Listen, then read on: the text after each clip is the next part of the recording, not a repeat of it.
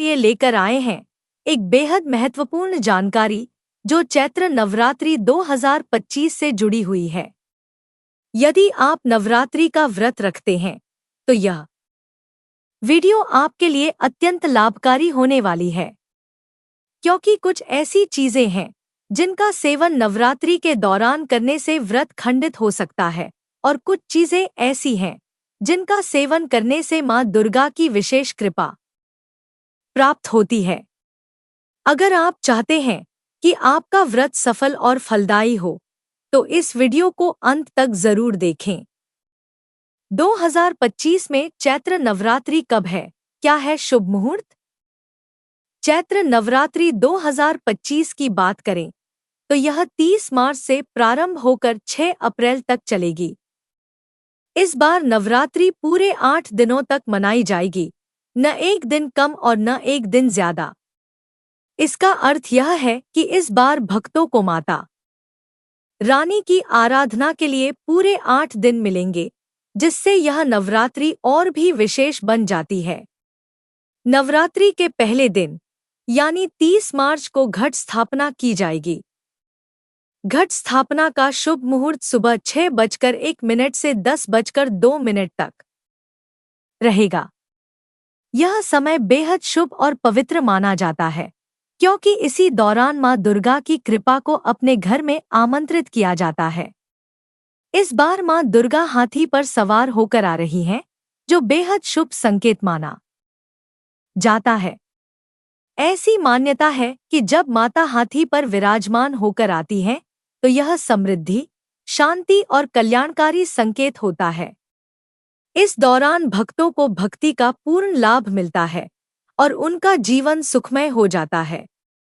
माता रानी का आशीर्वाद उनके जीवन में खुशियां भर देता है। कौन कौन से दिन व्रत रखा जाएगा और कौन कौन सी देवी की होगी पूजा? 30 मार्च शनिवार घट स्थापना और मां शैलपुत्री की पूजा। 31 मार्च रविवार मां ब्रह्मचारिणी और मां चंद्रघंटा की पूजा। 1 अप्रैल सोमवार मां कूष्मांडा की पूजा। 2 अप्रैल मंगलवार मां स्कंदमाता की पूजा। 3 अप्रैल बुधवार मां कात्यायनी की पूजा। 4 अप्रैल गुरुवार मां कालरात्रि की पूजा। 5 अप्रैल शुक्रवार मां महागौरी की पूजा। 6 अप्रैल रविवार मां सिद्धिदात्री की पूजा और कन्या पूजन। नवरात्रि में क्या खाना चाहिए और क्या नहीं? अब बात करते हैं नवरात्रि में आहार से जुड़ी उन महत्वपूर्ण बातों की जिन्हें जानना हर व्रतधारी के लिए जरूरी है। नवरात्रि में कौन सी चीजें नहीं खानी चाहिए? 1. पानी पूरी, गोलगप्पे। गोलगप्पे में खट्टे तत्व होते हैं और नवरात्रि के दौरान खट्टी चीजें वर्जित मानी जाती हैं। विशेष रूप से शुक्रवार के दिन खट्टा खाने से माता संतोषी नाराज हो सकती हैं। 2. नींबू और इमली। शुक्रवार को नवरात्रि पड़ने पर नींबू और इमली का सेवन बिल्कुल नहीं करना चाहिए। 3. लहसुन और प्याज। यह तामसिक भोजन माना जाता है, जो व्रत की शुद्धता को भंग कर सकता है। 4. तेल में तली हुई चीजें। ज्यादा तली भुनी चीजें खाने से शरीर में भारीपन आ सकता है और व्रत के दौरान पाचन क्रिया प्रभावित हो सकती है। 5. अत्यधिक तीखा भोजन। व्रत के दौरान पेट खाली रहता है और ज्यादा तीखा खाने से आंतों में जलन हो सकती है। नवरात्रि में कौन से फल और सब्जियां खाना शुभकारी होता है? 1. सेब। यह शक्ति और ऊर्जा प्रदान करता है और भगवान के भोग में भी इसे रखा जाता है। 2. केला, पपीता, तरबूज और मीठे अंगूर। ये फल शरीर को पोषण प्रदान करते हैं और व्रत को संपूर्ण बनाते हैं। 3. सीताफल। यह फल विशेष रूप से नवरात्रि में खाना बहुत शुभ माना जाता है। मान्यता है कि वनवास के दौरान माता सीता ने इसे खाया था, इसलिए इसे खाने से माता सीता का आशीर्वाद प्राप्त होता है। 4. रसीले आलू। व्रत के दौरान शरीर को ऊर्जा देने के लिए आलू का सेवन किया जा सकता है। विशेष रूप से उबले हुए या रसीले आलू खाना उत्तम होता है। नवरात्रि में व्रत का सही पालन क्यों जरूरी है? शास्त्रों के अनुसार कोई भी व्रत तभी सफल होता है जब उसे पूर्ण श्रद्धा और विधि विधान से किया जाए। यदि मन में किसी प्रकार का संदेह है तो व्रत का फल नहीं मिलता। श्री कृष्ण ने भगवद गीता में कहा है कि जो भक्त सच्चे हृदय से भगवान को पुकारता है उसका नाता परम शक्ति से जुड़ जाता है। इसलिए यदि आप सच्चे मन से नवरात्रि का व्रत रखते हैं तो माता रानी आपकी हर मनोकामना पूर्ण करेंगी। कुछ लोग घंटों पूजा पाठ करते हैं लेकिन उनका मन भटकता रहता है जिससे उन्हें पूजा का संपूर्ण फल नहीं मिल पाता। वहीं जो सच्चे हृदय से माता रानी को याद करते हैं उन्हें बिना किसी विशेष अनुष्ठान के भी ईश्वर का आशीर्वाद मिल जाता है। नवरात्रि के दौरान शुक्रवार को विशेष सावधानी क्यों बरतनी चाहिए? यदि नवरात्रि के दौरान शुक्रवार पड़ता है तो माता संतोषी की विशेष कृपा प्राप्त करने के लिए खट्टी चीजों का त्याग करें। लहसुन, प्याज और ज्यादा मिर्च मसाले का सेवन न करें। माता रानी को सत्यनारायण भगवान के प्रसाद के रूप में गुड़चना चढ़ाने से विशेष लाभ मिलता है। नवरात्रि में किन सब्जियों का सेवन करना चाहिए और किन से बचना चाहिए? नवरात्रि के दौरान आहार का विशेष ध्यान रखना आवश्यक होता है। कुछ सब्जियां ऐसी हैं जिनका सेवन व्रत के दौरान करने से शरीर को ऊर्जा मिलती है और यह सेहत के लिए भी लाभकारी होती है। भिंडी की सब्जी नवरात्रि में विशेष रूप से खानी चाहिए क्योंकि भिंडी में कई ऐसे पोषक तत्व होते हैं जो हमारी हड्डियों को मजबूत बनाते हैं और शरीर को आवश्यक पोषण प्रदान करते हैं। इसके अलावा भिंडी का सेवन करने से शरीर में स्फूर्ति बनी रहती है जिससे व्रत के दौरान कमजोरी महसूस नहीं होती। बैगन की सब्जी भी नवरात्रि के दौरान खाई जा सकती है लेकिन एक विशेष नियम का पालन करना जरूरी है। यदि नवरात्रि के दौरान सोमवार का दिन पड़ता है तो उस दिन बैगन नहीं खाना चाहिए। ऐसा करने से पाप लग सकता है और व्रत का संपूर्ण फल प्राप्त नहीं होता। धार्मिक मान्यताओं के अनुसार बैगन को अशुद्ध माना जाता है और इसे कुछ विशेष दिनों में नहीं खाने की परंपरा है। इसलिए नवरात्रि के दौरान यदि सोमवार आता है तो बैगन का त्याग करना चाहिए।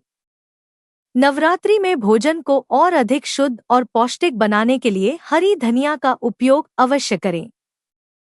हरे धनिये में कई औषधीय गुण होते हैं जो व्रत के दौरान शरीर को आवश्यक पोषण प्रदान करते हैं। साथ ही हरा धनिया खाने से शुगर लेवल नियंत्रित रहता है जिससे मधुमेह के रोगियों के लिए यह बहुत लाभदायक होता है। कौन सा तेल उपयोग करना चाहिए और कौन सा त्यागना चाहिए? नवरात्रि के दौरान शुद्ध और सात्विक भोजन करने की परंपरा होती है, इसलिए यह ध्यान रखना जरूरी है कि कौन सा तेल उपयोग करना चाहिए और कौन सा नहीं।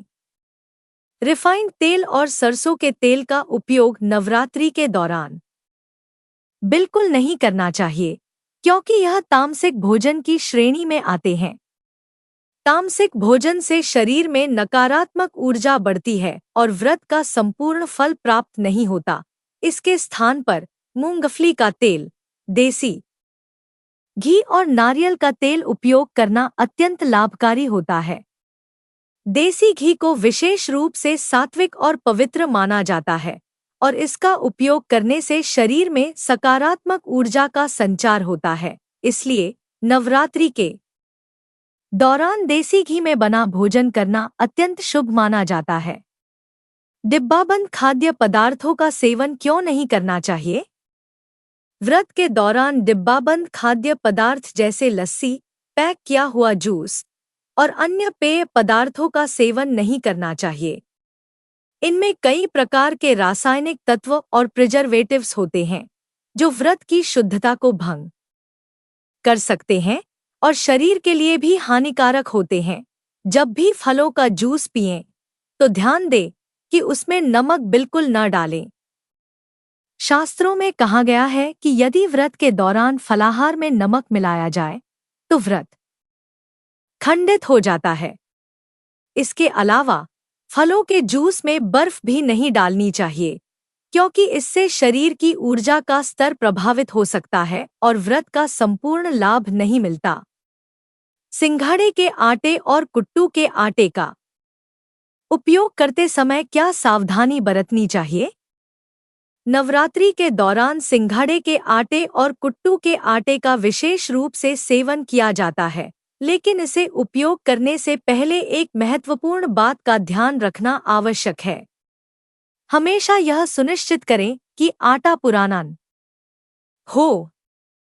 पुराने आटे में अक्सर छोटे छोटे कीड़े पड़ जाते हैं जो हमें दिखाई नहीं देते। यदि यह कीड़े भोजन में शामिल हो जाते हैं तो यह मांसाहार के समान हो जाता है, जिससे व्रत की पवित्रता भंग हो जाती है। इसलिए व्रत के दौरान ताजा आटा ही उपयोग करें। शाम के समय कौन से खाद्य पदार्थ सेवन करना चाहिए? शाम के समय व्रतधारी निम्नलिखित खाद्य पदार्थों का सेवन कर सकते हैं। दही। दही शरीर को ठंडक प्रदान करता है और पाचन में सहायक होता है। आलू और आलू के चिप्स। आलू ऊर्जा प्रदान करता है, जिससे व्रतधारी को कमजोरी महसूस नहीं होती। साबूदाने की टिकिया और खिचड़ी। साबूदाना व्रत के दौरान ऊर्जा का अच्छा स्रोत होता है। आलू के पापड़ हल्के और पचने में आसान होते हैं, इसलिए व्रत में इन्हें खाया जा सकता है। इसके अलावा दूध और चाय का भी सेवन किया जा सकता है, लेकिन ध्यान रहे कि चाय में नमक नहीं डालना चाहिए। ऐसा करने से न केवल व्रत खंडित हो सकता है, बल्कि यह हड्डियों के लिए भी हानिकारक होता है। पूजा पाठ के दौरान किन बातों का ध्यान रखना चाहिए? नवरात्रि के 9 दिन मां दुर्गा के 9 स्वरूपों की पूजा के लिए समर्पित होते हैं। इन दिनों में मां को विभिन्न भोग और पुष्प अर्पित किए जाते हैं, लेकिन यह जानना बहुत जरूरी है कि कुछ चीजें ऐसी हैं जिन्हें भूलकर भी मां को अर्पित नहीं करना चाहिए। सफेद और काले कपड़े पहनकर पूजा नहीं करनी चाहिए। सफेद रंग को वैराग्य और शोक का प्रतीक माना जाता है, जबकि काला रंग नकारात्मक ऊर्जा को आकर्षित करता है। नवरात्रि के दौरान माता रानी की चौकी को कागज पर नहीं रखना चाहिए। इसके स्थान पर लाल कपड़ा बिछाकर चौकी स्थापित करनी चाहिए। नारियल अर्पित करते समय किन बातों का ध्यान रखें? नारियल को हिंदू धर्म में समृद्धि, धन, श्रद्धा और सम्मान का प्रतीक माना जाता है, लेकिन माता रानी की पूजा में हमेशा साबुत नारियल का ही प्रयोग करना चाहिए। टूटा हुआ या चटका हुआ नारियल पूजा में नहीं।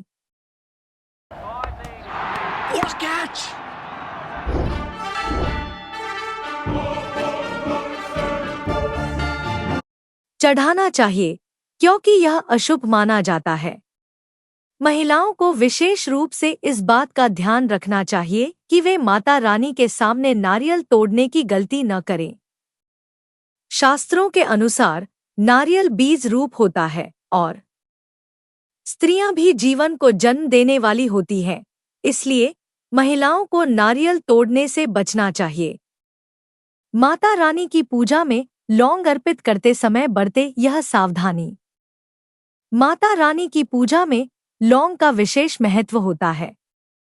लौंग को ऊर्जा, शक्ति और शुभता का प्रतीक माना जाता है और यह देवी को अत्यंत प्रिय है। लेकिन क्या आप जानते हैं कि यदि लौंग सही तरीके से नहीं चढ़ाई जाए तो यह अशुभ फल दे सकती है? अक्सर लोग पूजा में किसी भी प्रकार की लौंग अर्पित कर देते हैं, लेकिन यह ध्यान रखना आवश्यक है कि माता रानी को सदैव फूल वाली लौंग ही अर्पित करनी चाहिए। जिस लौंग के ऊपरी हिस्से में फूल नहीं होता या जिसकी लकड़ी की डंडी गायब होती है, उसे पूजा में कभी नहीं चढ़ाना चाहिए। ऐसी लौंग को अधूरी या अपूर्ण माना जाता है, और माता रानी की पूजा में कोई भी अपूर्ण या खंडित वस्तु स्वीकार्य नहीं होती। पूजा में प्रयुक्त होने वाली प्रत्येक वस्तु का शुद्ध और संपूर्ण होना अनिवार्य होता है। जिस प्रकार हम टूटा हुआ दीपक, खंडित मूर्ति या अधूरे अक्षत अर्पित नहीं करते, उसी प्रकार खंडित लौंग भी पूजा में अर्पित नहीं करनी चाहिए। इसलिए जब भी माता रानी की पूजा करें तो साबुत और फूल वाली लौंग ही अर्पित करें, ताकि देवी माँ की कृपा प्राप्त हो सके। माता रानी की पूजा में तुलसी के पत्ते अर्पित करने की भूल न करें। तुलसी का पौधा हिंदू धर्म में अत्यंत पवित्र माना जाता है और भगवान विष्णु को तुलसी अत्यधिक प्रिय होती है। लेकिन क्या आप जानते हैं कि माँ दुर्गा की पूजा में तुलसी पत्र अर्पित करना वर्जित माना जाता है? धार्मिक शास्त्रों के अनुसार माता रानी को तुलसी के पत्ते अर्पित नहीं करने चाहिए। तुलसी का पौधा भगवान विष्णु की आराधना के लिए उपयोग किया जाता है और यह विशेष रूप से लक्ष्मी नारायण पूजा के लिए उपयुक्त होता है। माँ दुर्गा की पूजा में इसका उपयोग नहीं करना चाहिए, क्योंकि यह उनके पूजन के नियमों के विरुद्ध माना जाता है। इसी प्रकार आंवला और दुर्बा घास भी माता रानी की पूजा में अर्पित नहीं करनी चाहिए। दुर्बा विशेष रूप से भगवान गणेश को अर्पित की जाती है और यह उन्हें अत्यंत प्रिय होती है। यदि आप नवरात्रि के दौरान भगवान गणेश की पूजा कर रहे हैं तो आप उन्हें दुर्बा अर्पित कर सकते हैं, लेकिन माँ दुर्गा को यह नहीं चढ़ानी चाहिए। माँ दुर्गा की पूजा में सफेद फूलों का प्रयोग न करें। माता रानी को अर्पित किए जाने वाले फूलों का विशेष महत्व होता है, लेकिन यह ध्यान रखना आवश्यक है कि माँ दुर्गा की पूजा में सफेद फूल अर्पित नहीं करने चाहिए। सफेद रंग को शांति और वैराग्य का प्रतीक माना जाता है और यह देवी के उग्र रूप के अनुरूप नहीं होता। माता रानी को विशेष रूप से लाल रंग के फूल अत्यंत प्रिय होते हैं। लाल रंग शक्ति, ऊर्जा और माँ दुर्गा के तेज का प्रतीक है। इसलिए नवरात्रि के दौरान देवी को सदैव लाल फूल अर्पित करने चाहिए। खासकर गुड़हल और कमल के फूल माता को अति प्रिय माने जाते हैं। इसलिए जब भी देवी माँ की पूजा करें तो इन फूलों का विशेष रूप से प्रयोग करें, ताकि आपकी पूजा अधिक प्रभावशाली और फलदायी हो। माता रानी की पूजा में खंडित वस्तुओं का प्रयोग न करें। धार्मिक शास्त्रों के अनुसार किसी भी देवी देवता की पूजा में खंडित वस्तुओं का प्रयोग वर्जित होता है। माता रानी की पूजा में यह नियम और भी अधिक महत्वपूर्ण हो जाता है। घर में माता रानी की 2 या 3 मूर्तियां या तस्वीरें नहीं होनी चाहिए। ऐसा करने से सकारात्मक ऊर्जा का संतुलन बिगड़ सकता है। यदि घर में 1 से अधिक मूर्तियां या चित्र हैं, तो केवल एक का पूजन करें और अन्य को किसी पवित्र स्थान पर रखें। इसके अलावा पूजा में टूटा हुआ दीपक, चटका हुआ बर्तन या खंडित मूर्ति का उपयोग नहीं करना चाहिए। खंडित वस्तुएं अशुभ मानी जाती हैं और पूजा के प्रभाव को नष्ट कर सकती हैं। इसी प्रकार लोहे और प्लास्टिक के बर्तनों का उपयोग भी माता रानी की पूजा में नहीं करना चाहिए। प्लास्टिक के कुछ बर्तन, विशेष रूप से चाइनीज प्लास्टिक, हड्डियों के पाउडर से बनाए जाते हैं, जो अशुद्ध माने जाते हैं। इसलिए दीपिका जी, आपकी कुंडली में शुक्र की स्थिति देखकर ये पता चलता है कि आपका सेकंड रिलेशनशिप था और आप लोग 3 साल से साथ थे। आपको लगता है कि उनकी लाइफ में कोई और आ गया है, बट ऐसा नहीं। माता रानी की पूजा में इनका उपयोग करने से बचें और केवल तांबे, पीतल या चांदी के बर्तनों का ही प्रयोग करें। माँ दुर्गा को अर्पित किए जाने वाले फूलों को पहले सूंघना नहीं चाहिए। माता रानी की पूजा में अर्पित किए जाने वाले फूलों को पहले सूंघने की गलती कभी नहीं करनी चाहिए। पूजा में प्रयुक्त फूलों को शुद्ध और पवित्र माना जाता है और यदि कोई व्यक्ति पहले उन्हें सूंघ लेता है तो उनकी शुद्धता भंग हो जाती है। इसी प्रकार गिरे हुए या मुरझाए हुए फूलों का भी प्रयोग नहीं करना चाहिए। माता रानी को केवल ताजे और सुगंधित फूल अर्पित करने चाहिए, क्योंकि वे पवित्रता और सकारात्मक ऊर्जा का प्रतीक होते हैं। पूजा के दौरान माता रानी को स्नेह और श्रद्धा से बुलाएं। नवरात्रि के दौरान माता रानी हमारे घरों में निवास करने आती हैं और हमें आशीर्वाद देती हैं।